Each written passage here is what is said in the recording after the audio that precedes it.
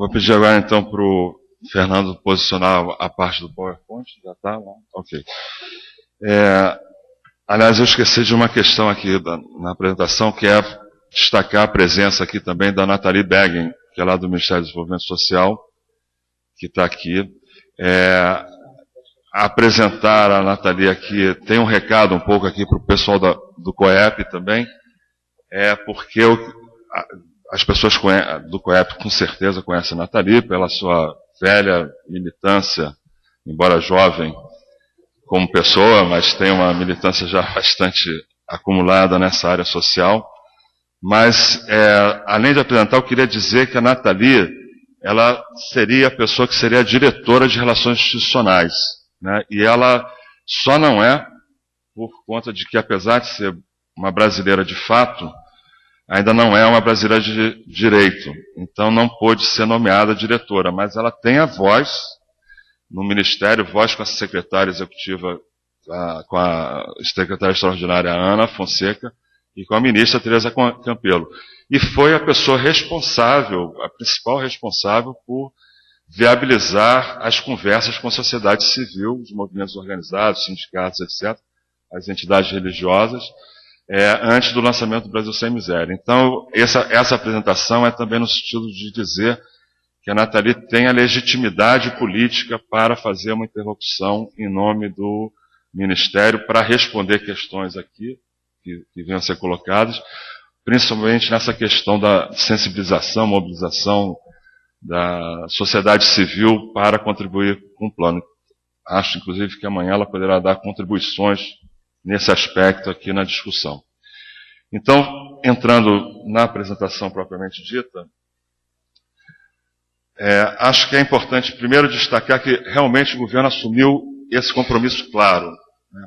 Nós, quando lançamos o Bolsa Família lá em 2003, nós tínhamos o objetivo explícito de aliviar a pobreza, aliviar a extrema pobreza, dinamizar economias locais, principalmente no interior, nas regiões menos desenvolvidas do país. Porém, hoje, o Brasil Sem Miséria, o compromisso é superar a extrema pobreza até 2014. Não mais apenas uma questão de aliviar, mas superar. Portanto, é necessário que o governo federal mobilize diversos recursos, não apenas recursos de transferência monetária, mas outros recursos para conseguir essa tarefa. Eu acho importante, é uma coragem política, do meu ponto de vista, assumir esse compromisso, colocar, né, não é uma tarefa fácil, né, e nós vamos ter que fazer, inclusive, um acompanhamento muito a miúde do desenvolvimento desse plano para eventuais correções de rumo. Mas a ideia é realmente superar essa extrema pobreza, tal qual caracterizada a partir dos dados do censo 2010. Nós caracterizamos, então, a linha da extrema pobreza muito mais no sentido de monitorar, né, o sucesso do plano e orientar o foco principal na renda monetária, na renda per capita até R$70. Isso não quer dizer que essa linha de R$70 per capita mensal seja uma linha de elegibilidade, quer dizer, as linhas de elegibilidade do Bolsa Família, do Programa de Benefícios de Prestação Continuada continuam sendo as mesmas. Aqui nós estamos falando de uma linha para monitorar o sucesso do plano, orientar o foco do plano, né, que seriam os mais pobres entre os pobres, né. De certa forma, a gente pode dizer que essa linha de R$70 ela corresponde a 1/4 salário mínimo de quando o Bolsa Família foi lançado. A questão é que o salário mínimo de lá para cá teve ganhos significativos, tanto que, em alguns estudos, às vezes recentemente a imprensa destacou em manchete um estudo, e a manchete era enganosa, embora o estudo não fosse enganoso. A manchete era que 80% do público do Bolsa Família não trabalha. A manchete é errada, é enganosa, porque, na verdade, esse número estaria se referindo a pessoas com emprego formal, e hoje, para uma pessoa ter emprego formal e estar nessa linha de miséria de R$70 per capita, ela tem que ter uma família bem grande. Na época, em 2003, a família não precisava ser tão grande assim. Quer dizer, dividindo hoje o salário, você tem que ter uma família com mais de 7 dependentes para uma pessoa que tem emprego formal. Então, é verdade que a maioria das pessoas que têm emprego formal, mesmo que um emprego de baixo salário, como é o salário mínimo ainda, a tendência é ela estar fora do Bolsa Família, né? Ela está acima dessa linha. A gente pode também dizer que nas pesquisas baseadas na POF, né, que é a pesquisa de orçamento familiar, essa linha ela atende a maioria das regiões que são possíveis agregar em termos de pesquisa de orçamento familiar, que são 20 regiões, não todas, né, as regiões metropolitanas do Sudeste, do Sul, têm uma linha para aquisição de acordo com o critério da CEPAL maior do que esse de R$70, porém, nessas regiões, nessas cidades, elas têm programas também próprios de transferência de renda. Então, o que nós estamos fazendo em relação a essas cidades é um grande esforço para unificar o Bolsa Família com esses programas próprios, como está sendo feito, inclusive, aqui no Rio de Janeiro, inclusive com um patamar, então, de renda mais alto. No Rio de Janeiro, o corte está sendo de R$100 para a complementação de renda, garantido pelo governo do Estado e pelo governo municipal. É um pouco superior à meta da ONU, né, da meta dos objetivos do milênio, de $1,25 por dia. E um argumento importante que me convenceu na época da discussão é que ela simplifica muito a compreensão do próprio público-alvo, né, de que ele tem direito a essas políticas, ele está sendo, o governo está focado nessa população, ela facilmente consegue compreender, né, que está dentro desse público.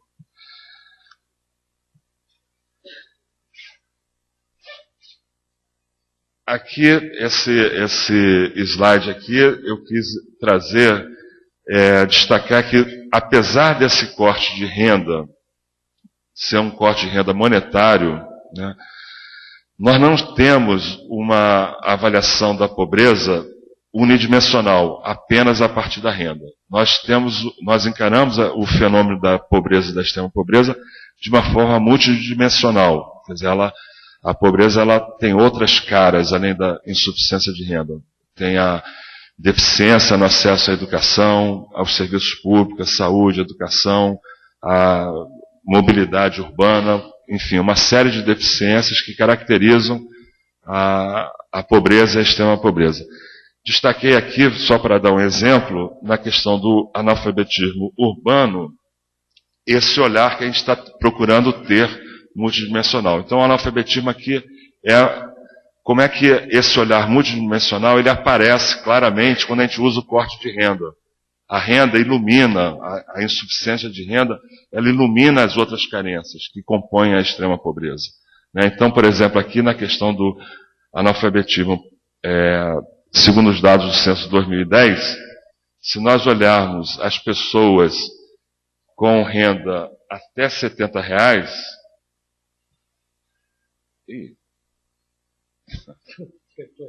foi erro meu aqui. Pronto. Se olharmos aqui as pessoas com até R$70, olharmos o índice de analfabetismo, nós vamos estar lá na faixa de 34% da população extremamente pobre, que tem esse corte de renda, 34% deles são analfabetos. Né? Enquanto se você olhar para quem tem acima de R$141, por exemplo, na faixa de etária de 15 a 17 anos, esse índice cai para 1,1%. Né?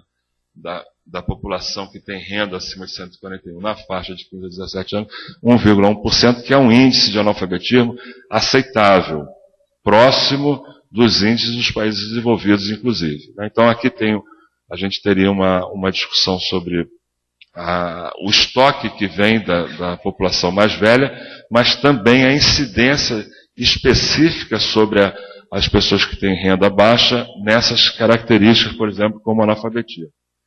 Mesmo na população mais jovem, de 15 a 17 anos, na faixa de renda até R$70, esse índice é um índice ainda inaceitável para jovens de 15 a 17 anos, e aqui estamos ali em 5,2%. Não é isso?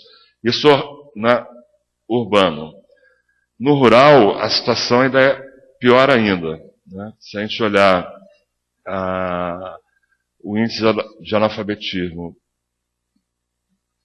para a população de 15 a 17 anos lá, acima de R$ 141, temos 2,9% e 7,2% aqui. E no conjunto, 61% analfabetos, nessa população extremamente pobre. Então isso mostra uma carência de um dos aspectos da pobreza, que é o aspecto do acesso à educação.